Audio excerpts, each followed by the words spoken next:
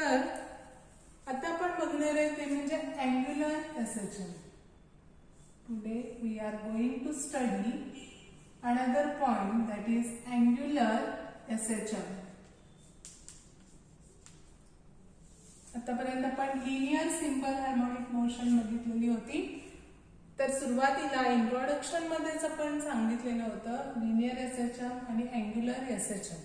तर अँगल मधून जर मोशन होत असेल तर त्यावेळी ते अँग्युलर एसएचएम आपण कन्सिडर करतो, आणि जर स्ट्रेट लाईन पाथ मध्ये मोशन होत असेल तर त्यावेळी ती मोशन ही आपण लिनियर सिंपल हार्मोनिक मोशन असं कन्सिडर करतो. आता आपल्याला angular simple harmonic motion study करायचे. तर अँग्युलर सिंपल हार्मोनिक मोशन म्हणजे काय, तर जसं आपण लिनियर मध्ये बघितलेलं आहे, डेफिनेशन काय होती लिनियरची, it is linear periodic motion in which force is directly proportional to displacement of particle from mean position and both are opposite in direction, means restoring force and displacement both are opposite in direction. आता आपल्याला जेव्हा angular simple harmonic motion consider करायचे तर angular simple harmonic म्हणजेच काय झाली, काहीतरी angle मधून. मग अँगल असेल तर आपण एक तर लिनियरला एनालॉगस घेतो रोटेशनल मोशन. मग इथे जर आपण हा फॉर्म्युला लिनियर एसएचएम साठी यूज करत असू तर फोर्स साठी जी एनालॉगस टर्म आहे सर्क्युलर मोशन मध्ये ती आपण घेतो टॉर्क टो. फोर्सला एनालॉगस काय असेल, टॉर्क असेल, आणि हे जे डिस्प्लेसमेंट आहे लिनियर डिस्प्लेसमेंट त्याच्याऐवजी आपण इथं कन्सिडर करतो ते म्हणजे अँग्युलर डिस्प्लेसमेंट थीटा. म्हणजे जर हा फॉर्म्युला कन्सिडर केला तर रोटेशनल मध्ये आपण असं लिहू शकतो torque is directly proportional to minus theta. मग याच्यावरून आपल्याला अँग्युलर एसएचएम डिफाइन करता येईल ते म्हणजे torque acting on the body is directly proportional to the angular displacement. हे जे टॉर्क आहे ते टॉर्क जर थीटाशी म्हणजे अँग्युलर डिस्प्लेसमेंटशी डायरेक्टली प्रोपोर्शनल असेल किंवा टो आणि थीटा जर अपोजिट असतील then that motion is called angular simple harmonic motion. आता जसं आपण F directly proportional to minus X consider केलेलं होतं तसंच आपण त्या डेफिनेशन मध्ये बघितलेलं होतं. If acceleration is also directly proportional to X or is opposite to the displacement, then also the given motion is linear simple harmonic motion. मग जर इथे torque proportional to minus theta घेत असू तर इथे हे जे ऍक्सेलरेशन आहे त्याच्याऐवजी आपण घेणार आहे अँग्युलर ऍक्सेलरेशन, आणि त्याच्यासाठी आपण नोटेशन वापरतो alpha. It is also directly proportional to angular displacement and both are opposite in direction. आणि त्यांची दोघांची डायरेक्शन ही कशी असेल, एकमेकांना अपोजिट असेल. तर अँग्युलर एसएचएम या दोन फॉर्म्युल्यावरून डिफाइन करायचे आपल्याला. Angular SHM of an oscillating body is defined as torque or angular acceleration. Torque or angular acceleration is directly proportional to angular displacement and its direction is opposite to the angular displacement. Torque आणि angular acceleration हे थीटाशी directly proportional असतील आणि थीटाला opposite असणारे opposite डायरेक्शनला असतील तर त्यावेळी ती motion म्हणजे काय असेल, अँग्युलर सिंपल हार्मोनिक मोशन असेल. आता समजा आपण इथे कन्सिडर केलं, एक स्ट्रिंग घेतली, एका दोऱ्याला एक सर्क्युलर डिस्क आपण इथे अटॅच केली.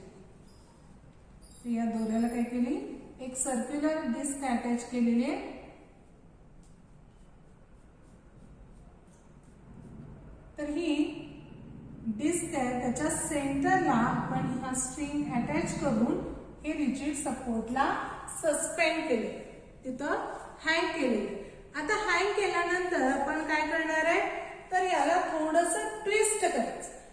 काय करायचं, थोडंसं फक्त ट्विस्ट करायचं आणि सोडायचं.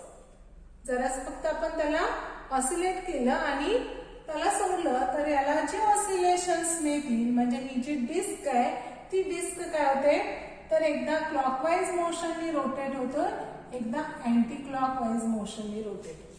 म्हणजे इथे काय होणार आहे, समजा ही डिस्क असेल तर एकदा अशी रोटेट होईल, म्हणजे एकदा क्लॉकवाईज जाईल, अँटी क्लॉकवाईज जाईल, एकदा clockwise.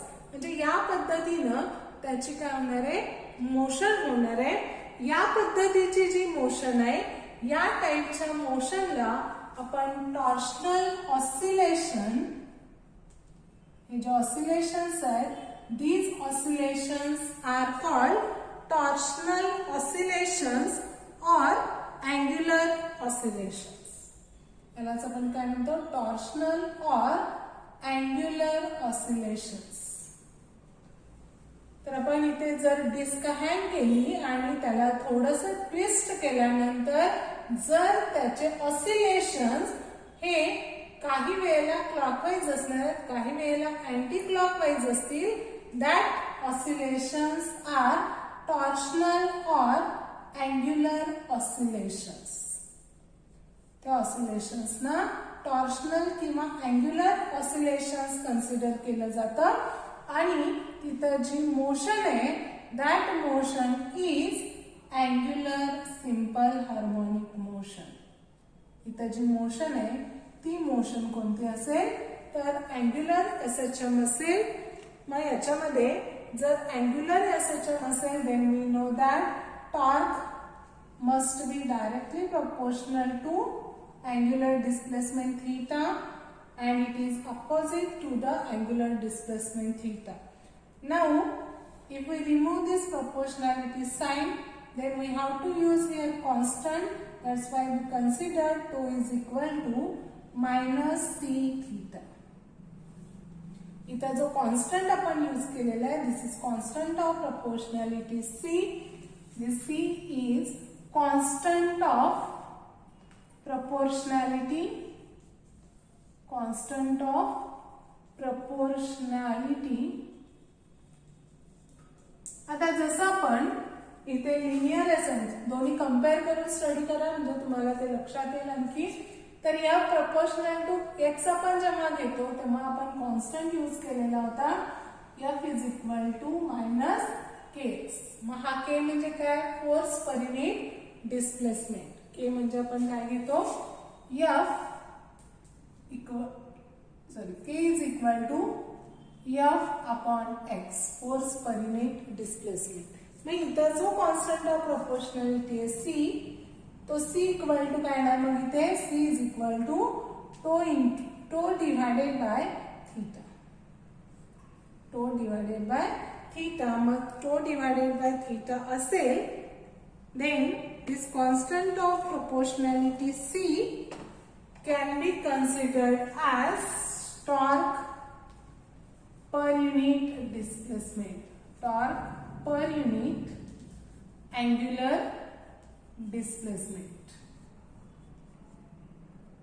Angular displacement means here this is constant of proportionality and it is torque per unit angular displacement. सीचा जो फॉर्म्युला आहे तो असणार आहे टो अपॉन थीटा.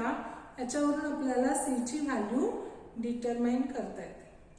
आता आपल्याला या अँग्युलर एसएचएम साठी डिफरन्शियल इक्वेशन काढायचे.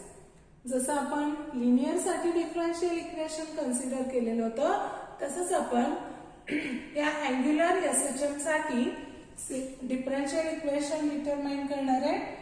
आता हे जे टो आहे, आपण फर्स्ट चॅप्टर मध्ये बघितलेला फॉर्म्युला होता, tau is equal to I alpha. I म्हणजे आपण घेतो moment of inertia, alpha is the angular acceleration. मग tau is equal to I alpha जर याला आपण इक्वेशन 1 कन्सिडर केलं आणि या इक्वेशन मध्ये सबस्टिट्यूट केलं तर आपल्याला मिळेल I alpha is equal to minus C theta. काय केलेलं आहे, टोची व्हॅल्यू, टोचा फॉर्म्युला आय अल्फा सबस्टिट्यूट केला तर हे इक्वेशन होईल I alpha is equal to minus C into theta. आता अल्फा म्हणजे काय, angular acceleration, and this angular acceleration we consider it is d2 theta by dt square. आता हा फॉर्म्युला कुठून येतो, तर आपल्याला माहिती आहे alpha is the angular acceleration, that's why it is rate of change of angular velocity. angular velocity आपण omega घेतो आणि हे ओमेगा म्हणजेच काय येणार आहे D by dt of rate of change of angular displacement, that's why D theta by dt. म्हणजे alpha is equal to D omega by dt is equal to D by dt of D theta by dt. म्हणजेच अल्फाची value काय असणार आहे d2 theta by dt square, आणि ही value याच्यामध्ये substitute केली तर आपल्याला मिळेल I D square theta by dt square is equal to minus C theta, और we can write here I d2 theta by dt square plus C into theta is equal to 0. इथं आपल्याला equation लिहायचं आहे, त्यामुळे हे जे minus C theta आहे ते मी इकडे घेतलं तर प्लस होणार आहे, plus C theta is equal to 0, और we can write here d2 theta by dt square. जर आपण या इक्वेशनला आय ने डिवाइड केलं तर इथं आय कॅन्सल होणार आहे, इथे राहणार d2 theta by dt square plus C upon I into theta is equal to 0, and this is nothing but differential equation of angular simple harmonic motion. I d2 theta by dt square plus c theta is equal to 0, किंवा d2 theta by dt square plus c upon I into theta is equal to 0. आता आपल्याला याच्यावरून angular acceleration हे थीटाशी directly proportional असतं हे पण prove करता येतं. तर त्याच्यासाठी आपण I alpha is equal to minus C theta हे इक्वेशन कन्सिडर केलेलं आहे, किंवा आताचं जे इक्वेशन आहे d2 theta by dt square plus C upon I into theta ते मी असं लिहिलं d2 theta by dt square is equal to minus C upon I into theta. ते जे इक्वेशन आहे d2 theta by dt square is equal to काय लिहिलं minus C upon I into theta. आता d2 theta by dt square म्हणजेच काय alpha equal to minus C upon I into theta. आता जर सी हा कॉन्स्टंट आहे आणि तीच बॉडी असेल तर त्याचा मोमेंट ऑफ इनर्शिया हा कॉन्स्टंट असणार आहे. मग जर सी आणि आय कॉन्स्टंट असेल then we can write here alpha is directly proportional to angular displacement theta, and it has negative sign which represent angular acceleration is directly proportional to angular displacement. म्हणजे याच्यावरून आपल्याला angular simple harmonic motion असेल तर त्याच्यामध्ये torque proportional to theta असेल आणि alpha proportional to theta असेल, आणि दोघांच्या डायरेक्शन ह्या कशा असतात अपोजिट असतात. आता जर आपल्याला याचा पिरियड काढायचा असेल तर पिरियडचा जो फॉर्म्युला आहे t is equal to 2 pi by omega. पिरियडचा formula 2 pi by omega is equal to 2 pi divided by square root of.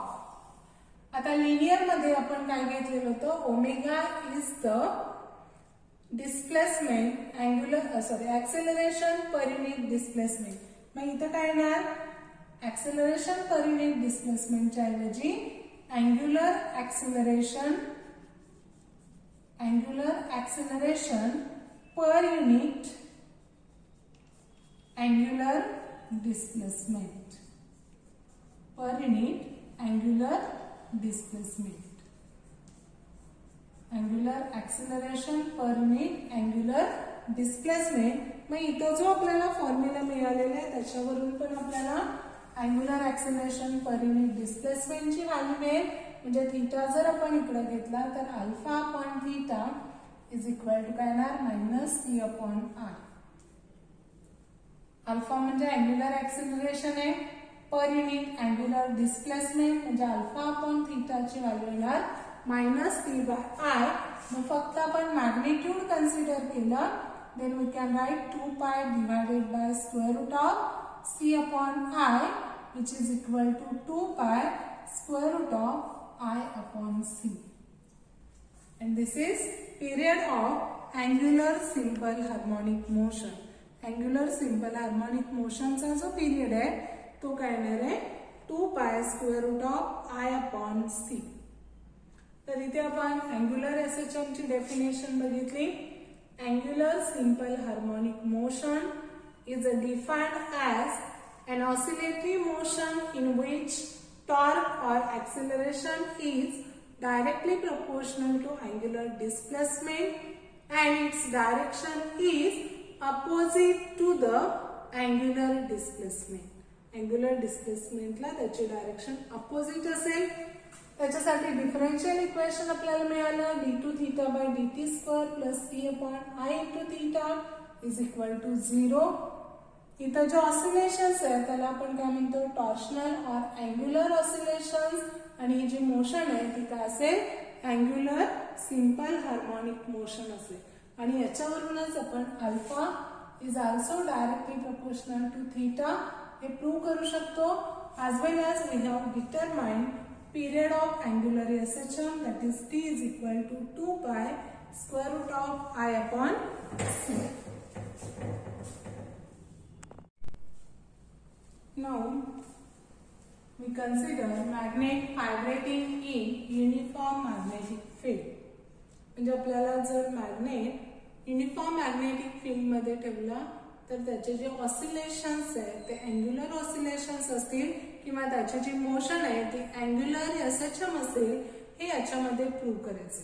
मग त्याच्यासाठी आपण इथे कन्सिडर केलेला आहे हा जो बार मॅग्नेट आहे तो युनिफॉर्म मॅग्नेटिक फील्ड B मध्ये आपण सस्पेंड केले.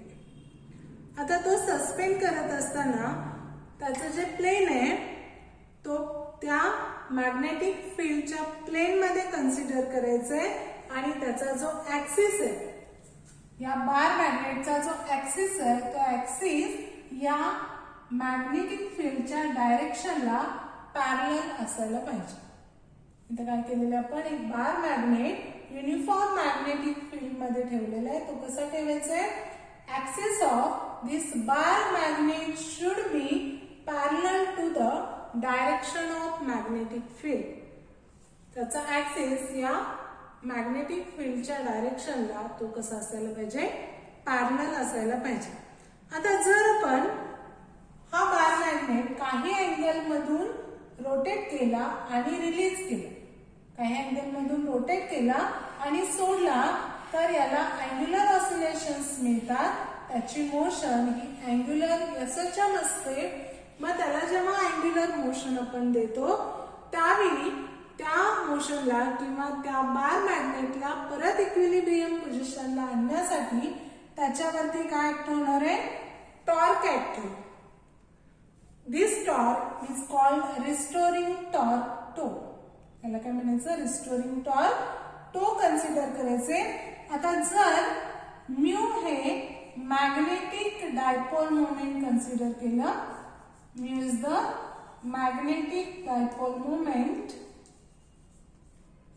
आता हे तुम्हाला सेकंड सेक्शन मध्ये डेरिवेशन झालेले आहेत. mu is magnetic dipole moment and if we consider B is the magnetic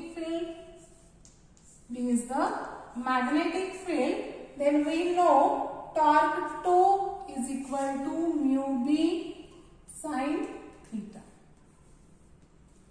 theta एवढ्या अँगल मधून आपण तो ट्विस्ट केलेला आहे. मग थीटा जर अँगल असेल म्यू मॅग्नेटिक डायपोल मोमेंट असेल बी ही मॅग्नेटिक फील्डची डायरेक्शन असेल then we can write tau is equal to mu B sine theta.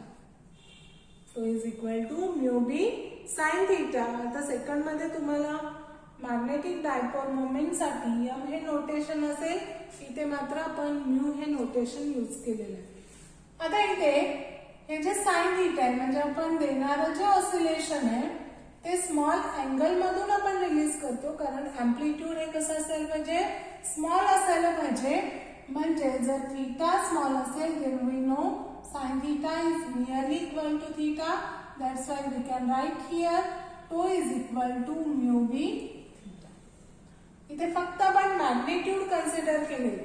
आता जर डिस्प्लेसमेंट या डायरेक्शनला असेल, म्हणजे थीटा जर क्लॉकवाइज डायरेक्शनला असेल, थीटा क्लॉकवाइजला असेल, तर त्याच्यावरती ऍक्ट होणारं जे रिस्टोरिंग टॉर्क आहे it is in anti clockwise direction. त्यावेळी ते कसं असतं, अँटी क्लॉकवाइज डायरेक्शनला असेल. आणि जर थीटा अँटी क्लॉकवाइज असेल तर टॉर्क हे क्लॉकवाइज डायरेक्शनला असेल, म्हणजे टो आणि थीटा दोघांची डायरेक्शन इथं अपोजिट असते. That's why we can write here this tau is equal to minus mu B theta. इथे साइन काय येणार आहे, मग निगेटिव्ह येणार आहे, कारण थीटा आणि टो दोन्ही कशा असतात, अपोजिट डायरेक्शन असतात. मग याच्यामध्ये जर मॅग्नेटिक डायपोल मोमेंट आणि magnetic field if these are constants, हे दोन जर कॉन्स्टंट असतील, then we can show that this torque is directly proportional to theta and its direction is opposite to the angular displacement. That's why it performs angular simple harmonic motion. याची जी motion आहे ती motion ही angular simple harmonic motion असते. आता आपण हे जे equation आहे, equation 1 याच्यामध्ये आपण सबस्टिट्यूट करणार आहे tau is equal to I alpha. Then we can write here I alpha is equal to minus mu b into theta, or alpha is equal to minus mu b upon I into theta. हे जे I आहे इकडे डिनॉमिनेटरला जाईल, त्यामुळे alpha मिळेल. Alpha is equal to minus mu B upon I into theta. आता याच्यामध्ये mu B I constant असेल, then alpha is also directly proportional to theta and it is opposite to the direction of angular displacement theta. That's why magnet vibrating in uniform magnetic field performs angular simple harmonic motion. इथे angular simple harmonic motion perform केली जाते because torque as well as angular acceleration both are directly proportional to angular displacement and are opposite to the direction of displacement. मग या मॅग्नेटसाठी आपल्याला त्याचा period पण काढता येईल. T इज इक्वल टू आपण काय घेतोय 2 pi square root of angular acceleration upon angular displacement. Angular acceleration per unit displacement. मग या इक्वेशन वरून आपल्याला अल्फा अपॉन थीटा मिळेल. Alpha upon theta is equal to minus mu B upon I, minus mu B upon I. आता इथे घेताना आपण negative sign consider करणार नाहीये, म्हणजे इथे मिळेल 2 pi divided by square root of mu B upon I, और we can write is equal to 2 pi square root of I upon mu B. Means period of